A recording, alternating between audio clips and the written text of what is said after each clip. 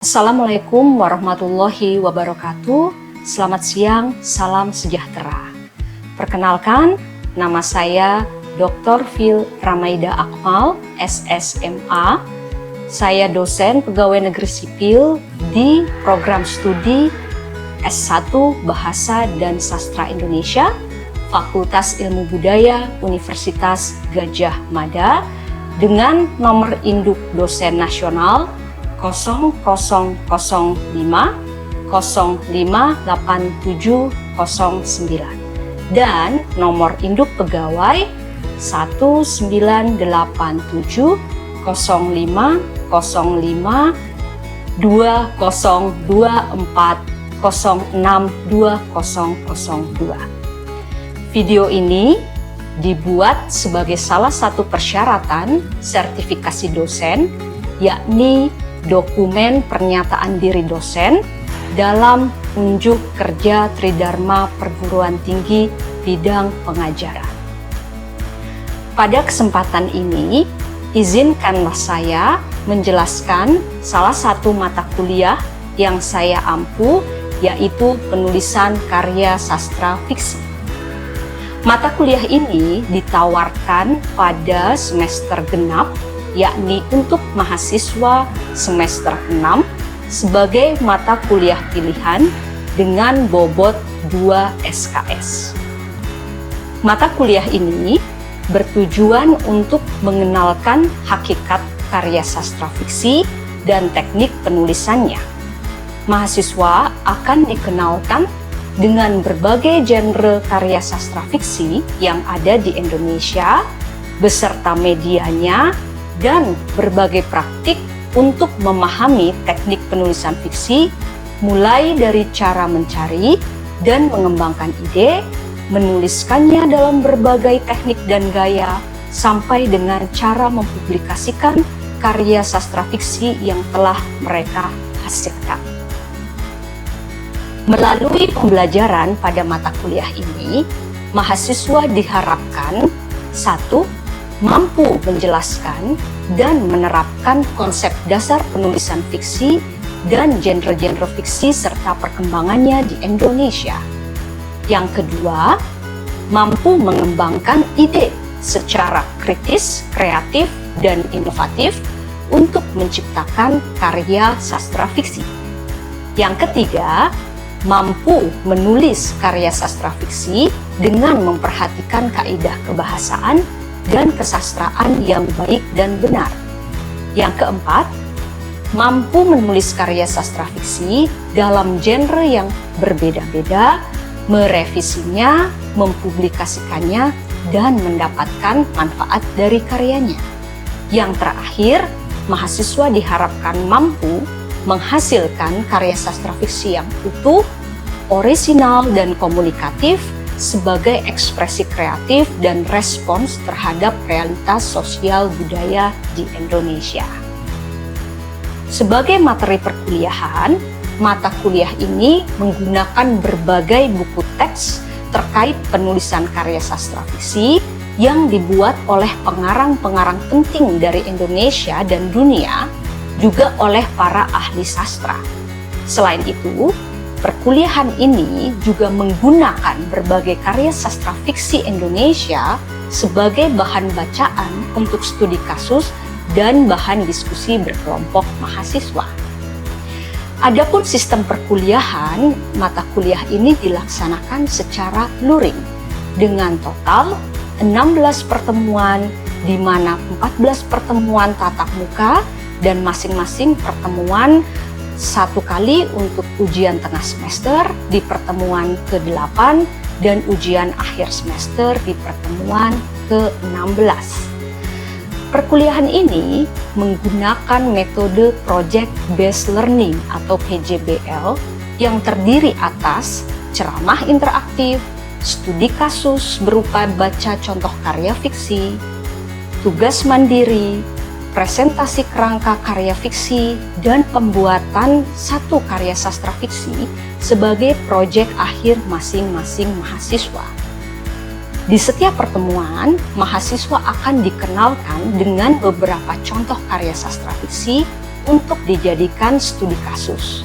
Lalu, mahasiswa akan diberi tugas untuk membuat rancangan karya berdasarkan jenis-jenis fiksi yang sudah dipelajari di kelas. Kemudian, mereka mempresentasikan rancangan karya tersebut dan saya akan memberikan umpan balik satu persatu karya yang telah disusun oleh mahasiswa untuk kemudian menjadi bahan perbaikan sehingga mahasiswa mempunyai kesempatan untuk mempublikasikannya di berbagai media massa cetak ataupun digital. Di akhir perkuliahan, publikasi itu dikumpulkan sebagai hasil proyek mereka masing-masing. Adapun metode penilaian dalam mata kuliah ini, pertama, berdasarkan pada basis evaluasi satu aktivitas partisipatif yang terdiri atas komponen tugas, latihan menulis, diskusi, dan kehadiran sebesar 20%. Komponen evaluasi berikutnya adalah hasil proyek yang meliputi proyek UTS dan UAS dengan total 45%. Dan komponen penilaian terakhir adalah kognitif yang terdiri atas skill-based assessment berupa analisis dan refleksi dalam studi kasus 15% dan kuis 20% sehingga menghasilkan total penilaian 100%. Demikianlah pemaparan mata kuliah penulisan karya sastra fiksi yang juga tercantum dalam RPKPS mata kuliah. Selanjutnya adalah rekaman pembelajaran pada salah satu pertemuan mata kuliah ini yang dilaksanakan secara luring di kelas. Selamat mengikuti. Selamat siang, Assalamualaikum warahmatullahi wabarakatuh. Selamat datang teman-teman sekalian kembali di mata kuliah penulisan karya sastra fiksi di pertemuan minggu kedua yang akan membahas mengenai berbagai genre sastra fiksi khususnya di Indonesia dan media-media yang memungkinkan genre-genre itu muncul yang juga mendorong perkembangannya dan bahkan mendorong transformasinya. Nah, sebelum kita bicarakan pokok inti perkuliahan kita, mungkin ada baiknya kita mengingat kembali apa yang sudah kita pelajari minggu lalu tentang hakikat fiksi, karakteristik dasarnya, definisinya, mungkin ruang lingkupnya, dan beberapa contoh karya sastra fiksi yang ada di Indonesia dan cukup populer. Nah, saya mulai dengan pertanyaan yang sangat sederhana untuk mengetahui sejauh mana teman-teman mengingat ya materi minggu lalu. Yang pertama itu, apa yang membuat sebuah tulisan, sebuah tuturan, sebuah pertunjukan mungkin, atau sebuah ujaran itu dikatakan fiksi? Apa yang menyamakan semua itu dan membuat itu dinamakan fiksi? Karakter dasar fiksi itu apa kira-kira teman-teman? Oke, Mbak Tata, bagus sekali, terima kasih jawabannya tepat, imajinatif. Maksudnya imajinatif apa teman-teman? Ada yang bisa mengelaborasi lebih jauh? Imajinatif artinya berbeda dengan yang faktual. Artinya dia ada di ruang yang tidak bisa kita temui di realitas. Jadi imajinatif itu merujuk pada proses pengkonstruksi karya sastra fiksi. Artinya apa? Mungkin kadang-kadang teman bisa membaca sebuah novel dan merasa novel ini kok mirip banget sama kejadian di suatu tempat di waktu tertentu. Atau, aduh, saya bisa relate banget sama cerita ini, misalnya begitu ya. Tapi hubungan antara novel dengan realitas itu tidak seperti berita dengan realitas. Berita itu punya tuntutan untuk menceritakan sedekat mungkin dengan realitas. Sementara fiksi tujuannya bukan melaporkan realitas. Tujuannya justru menambahkan elemen yang tidak ada pada realitas itu. Dan fiksi itu dikonstruksi secara total di imajinasi di ruang pikiran penulisnya. Invented atau ditemukan dibuat-buat atau biasa disebut cerita rekaan gitu. Jadi kalaupun dia terinspirasi kejadian nyata, kalaupun dia mengambil potongan-potongan kenyataan, tapi cara itu distrukturkan, cara itu disusun, itu semuanya dianggap rekaan atau imajinatif. Itu satu karakter yang paling dasar dari karya sastra fiksi. Nah, yang kemudian kan ada novel, ada misalnya dongeng, kayak gitu ya, ada cerpen, ada mungkin stand up comedy misalnya. Orang bisa merujuk itu semua sebagai fiksi. Nah, yang menyatukan itu adalah elemen narativitas. Seperti Anda teman-teman bisa lihat di sini.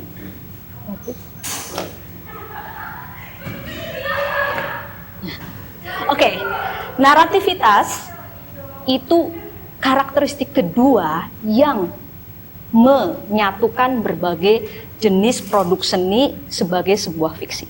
Apa itu narativitas kira-kira? Oke, cara bercerita pengarang, satu elemen. Elemen lainnya? Yang lain? Keberadaan plot. Plot itu penting sekali. Terima kasih Mbak Tata dan Mas Nafis, jawabannya benar sekali. Plot. Mau Anda bercerita secara lisan, mau Anda bercerita melalui tulisan, mau Anda berdiskusi, mau Anda mungkin menggambar komik dari satu panel ke panel berikutnya, semuanya bisa dikatakan fiksi jikalau satu imajinatif, yang kedua memiliki narativitas, yakni plot dan misalnya bagaimana itu diceritakan. Plot sangat penting ya, alur. Gosip aja itu bisa menjadi fiksi kalau alurnya menjadi sangat dominan. Jadi alur itu gini, memulai dengan sesuatu yang misalnya dianggap permulaan. Bisa juga sesuatu yang sangat berada di puncak cerita, dimulai di awal. Jadi ada plot maju, ada plot mundur. Jadi plot itu basis paling dasar sebuah fiksi. Itu dia. Kalau kenyataan, berita itu tidak mempertimbangkan plot. Nah, ketika itu disampaikan dengan plot yang sangat dominan, kemudian ditambahkan karakter-karakternya, diganti settingnya, diluaskan suasananya, itu bisa dianggap sebagai fiksi. Terima kasih. Nah, yang ketiga, elemen yang menentukan karya itu disebut fiksi atau tidak, tentu saja bentuknya. Ini tidak mutlak, tetapi 90% biasanya yang dianggap fiksi itu bentuknya prosaik. Tentu saja puisi itu juga fiksi, tetapi puisi seringkali digolongkan sebagai sesuatu atau produk seni yang berlawanan dengan fiksi karena model narativitasnya berbeda. Kayak gitu, jadi prosaik. Nah, dari ingatan-ingatan ini, pertanyaan saya kepada teman-teman kemudian, selain novel dan cerpen, kan novel cerpen sering banget ya kita baca. Apa sih fiksi lain yang teman-teman tahu dengan karakteristik itu? Silakan Mas Fahrudin. Mungkin cerita rakyat atau legenda. Contohnya Candi Prambanan. Oke, terima kasih. Bagus sekali jawabannya Mas Fahrudin. Jadi cerita rakyat folklore itu salah satu fiksi yang sangat penting di Indonesia. Masyarakat Indonesia itu masyarakat folklore, masyarakat legenda. Kita merujuk banyak sekali hidup kita pada legenda. Jadi legenda folklore itu fiksi khas Indonesia yang mencerminkan nalar atau cara berpikir masyarakat Indonesia. Ya, folklore, bagus sekali. Dan mengapa itu fiksi, Mas? Karena di dalamnya mengandung suatu tempat ibadat, tapi secara realitasnya bukan dibangun dalam satu malam, tapi ratusan tahun. Jadi untuk membuat suatu moralitas atau petuah kepada masyarakat, dibuatlah cerita seperti itu. Oke. Nah, terima kasih Mas Fahrudin. Baik ya elaborasinya. Jadi misalnya legenda Roro Jonggrang, kan tidak mungkin membangun sebuah candi dalam satu malam. Itu artinya imajinatif, itu jelas fiksional. Tetapi fungsinya ada. Jika itu dianalisis, itu mencerminkan cara pandang misalnya masyarakat Nusantara ketika folklore itu terbentuk. Gitu ya. Dan karakter apa Mas yang paling menonjol? Karakter fiksional apa yang paling menonjol di situ? Tentunya Roro Jonggrang dan juga Bandung Bondowoso yang melakukan candi. Oke ya. Jadi pada elemen imajinatifnya itu. Oke, terima kasih Mas Fahrudin. Nah, selanjutnya perkembangan dari folklore, kemudian novel, kemudian cerpen itu tidak bisa dilepaskan dari medianya. Tadi folklore itu merupakan fiksi yang muncul dan berkembang di era kelisanan, era oralitas kayak gitu. Nah, kemudian cerpen dan novel jelas, yaitu adalah karya sastra fiksi yang muncul di era tulis. Nah, ada juga digital, semua elemen dicampur aduk, dimungkinkan muncul di era media digital, gitu ya. Perhatikan gambar ini, teman-teman. Jadi di sini itu ada contoh saja beberapa genre literary fiction kayak gitu ya, genre sastra fiksi kayak gitu, tidak semuanya. Nah, kalau Anda perhatikan di sini, yang pertama folklore atau cerita lisan, namanya sudah lisan. Dia muncul di masa-masa kelisanan. Humor, lisan bisa tulisan, sekarang malah di masa-masa audiovisual dengan stand up comedy, humor menemukan kembali bentuk yang lebih kreatif gitu ya. Novel, cerita pendek jelas. Kalau novel grafis, medianya apa saja? Tulisan dan visual dan gambar. Ya.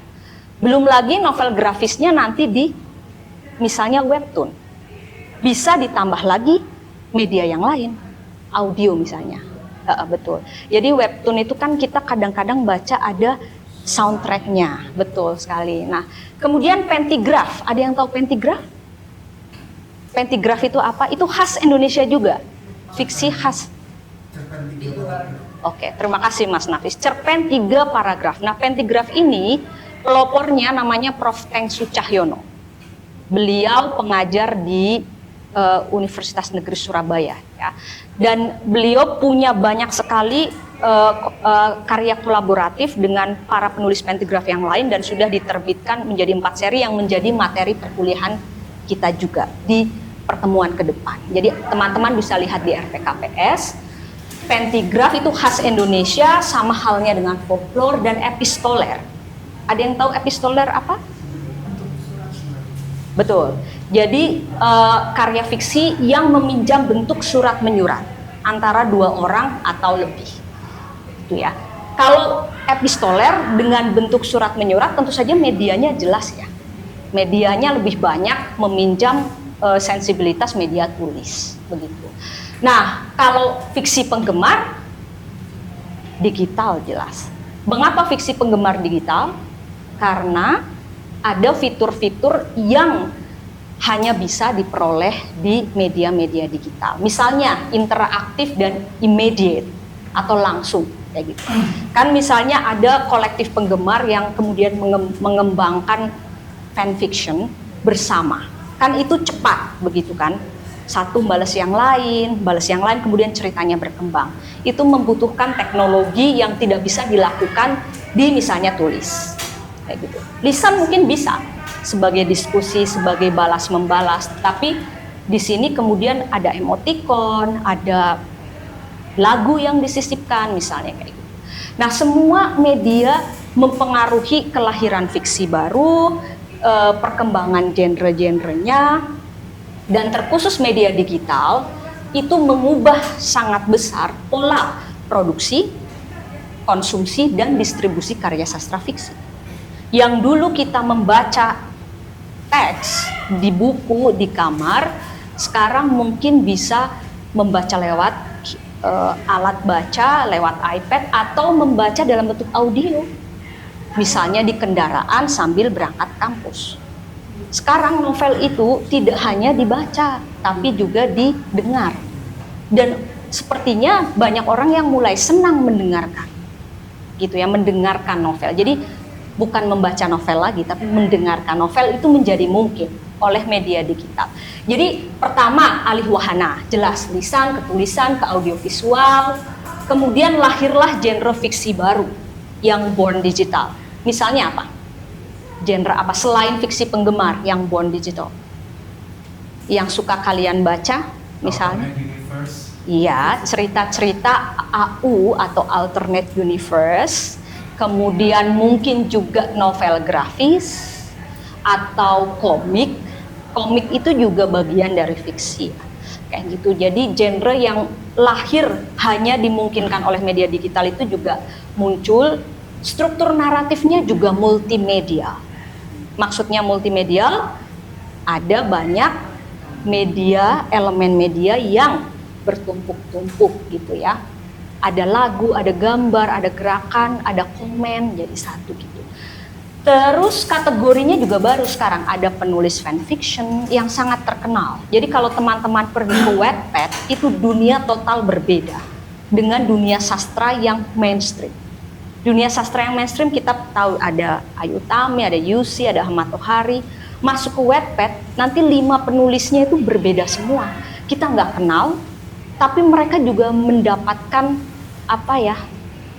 popularitas dan konsumsi yang sangat besar terhadap karyanya, kayak gitu. Jadi kalau mau bicara gamblang itu keuntungan finansialnya sangat tinggi, kayak gitu. Itu dunia yang sangat berbeda. Belum lagi kalau teman-teman masuk ke AU atau masuk ke fanfiction, itu juga ada penulis-penulis lain yang juga sangat penting ada di situ. Jadi penulis baru, kritikus sastra baru, muncullah pembaca komunal seperti Bookstagrammer, Booktube gitu ya, BookTok kayak gitu. Jadi itu dimungkinkan karena media digital.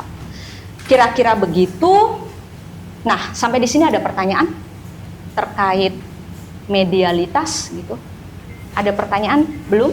Oke. Kalau belum, sekarang tiba saatnya mungkin tugas berkelompok. Jadi teman-teman ngobrol dengan 2-3 teman di sampingnya. Saya beri waktu 5-10 menit untuk membicarakan persentuhan Anda dengan karya fiksi yang lahir atau yang eksis di dunia digital. Tidak harus yang born digital, misalnya cerpen yang dialihkan ke digital dan Anda membacanya setiap hari di website. Karena misalnya website cerpensastra.com gitu ya, itu kan website ini mengunggah cerpen Indonesia yang sudah terbit di media cetak untuk bisa dipreservasi dan dibaca lebih banyak orang. Misalnya itu, kemudian lihat karakter apa yang khas, apa yang berubah dari cara Anda mengonsumsi karya itu gitu ya. Dan yang berbeda dengan misalnya genre fiksi yang totally di media tulis seperti cerpen dan novel. Silakan 5-10 menit dibincangkan. Nanti salah satu kelompok bisa mempresentasikan secara singkat temuannya. Terima kasih. Mungkin ada yang bisa langsung, nggak apa-apa. Atau, halo Mas. Silakan duduk, mengikuti saja, gitu ya. Apa? Kamu pernah baca apa Mas? Saya baca. Pernah nggak baca di dunia digital cerpen atau novel begitu? Baca manhwa. Wow, manhwa. Manhwa itu juga aliran besar banget loh. Manhwa berarti itu dari Korea ya. Kalau dari Cina itu namanya apa ya? Manhwa ya. Oke, bagus banget. Terus Anda membaca berapa sering gitu? Terus apa genre yang paling Anda sukai? Belum tahu. Genrenya paling soal ini ya, kalau manhwa ini kebanyakan yang reinkarnasi gitu ya. Reinkarnasi dan terus kemudian jadi overpower gitu.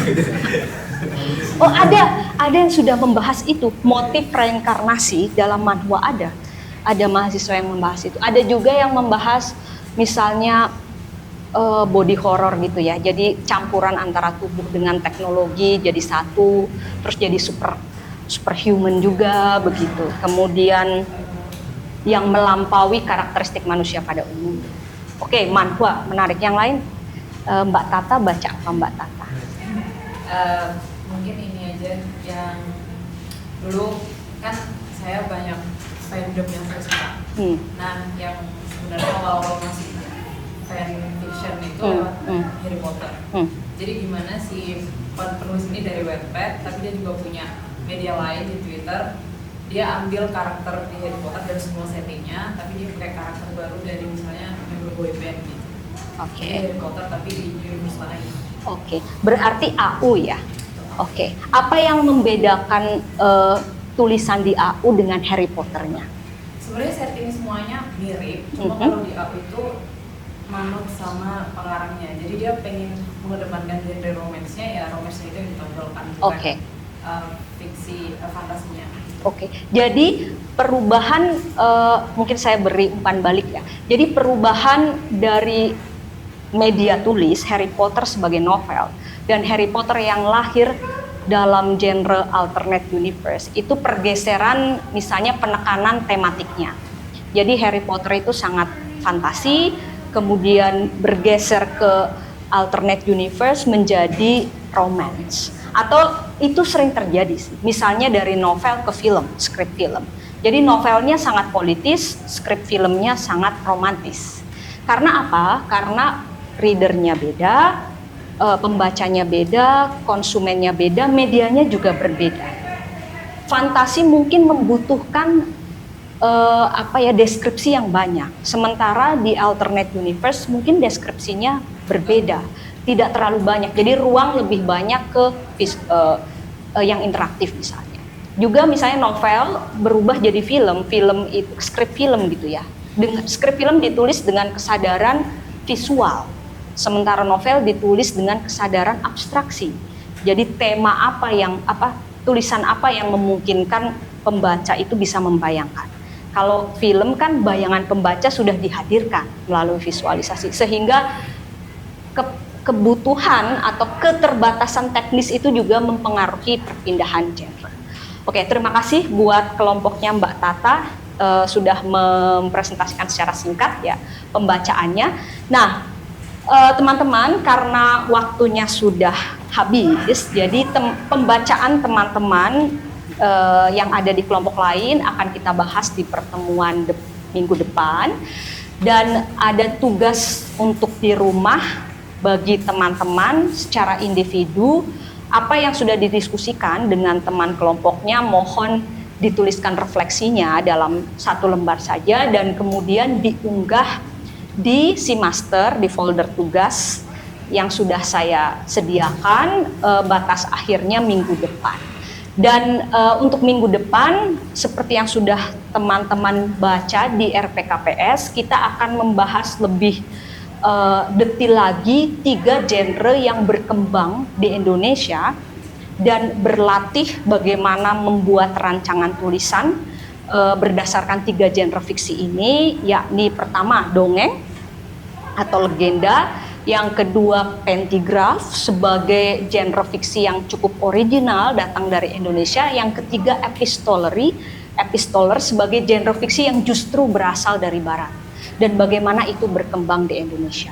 Materinya ada di RPKPS, teman-teman bisa cek, ada 3 atau 4 buku terkait itu, mohon dibaca di rumah. Besok di pertemuan ketiga kita bincangkan bersama-sama. Terima kasih atas partisipasinya. Selamat siang. Wassalamualaikum warahmatullahi wabarakatuh. Demikianlah tadi video pembelajaran mata kuliah penulisan karya sastra fiksi. Semoga bermanfaat. Terima kasih dan wassalamualaikum warahmatullahi wabarakatuh.